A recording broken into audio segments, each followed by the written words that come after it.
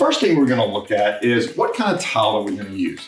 Now, if this is the first time you've ever tackled a project like this, you might want to stick with a full sheet of tile as opposed to a mosaic, simply because these are easier to work with as opposed to all the different tiles that are on a mosaic.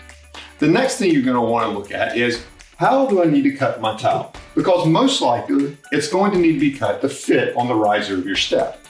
You'll also want to check the depth, because you have this bull nose here and you want to make sure you have enough room for your tile to fit along with an 1/8 inch at least of Thinset. Now, traditionally, you're going to have plenty of room. If your stairs do not have a bull nose though, you're going to need to accommodate for that in some way. That could be also doing the treads as well as the risers, but make sure you understand what you're doing with your tile before you get started.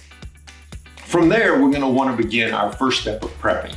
For us, that's simply wiping it down and getting rid of any kind of dirt or debris that may just be there. Same thing you do when you're painting. You just want to have a clean surface for that Thinset to adhere to.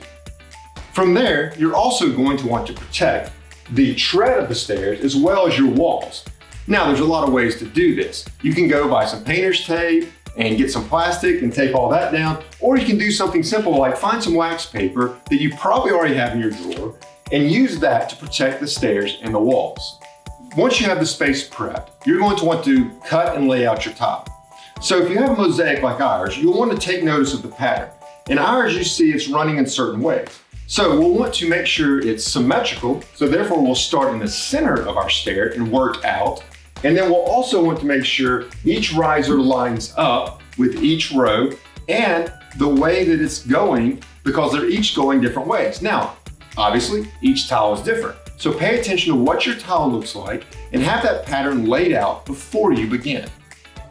How am I going to put my Thinset on? Now, traditionally, you'll just put Thinset onto the surface you're going to place the tile. A lot of times though, in a small space like this, I find it easier to flip the tile over and do what's called back buttering. That's where you simply take the Thinset and you'll rub it across the back side of the tile and then apply the tile to the wall, or in our case, the riser.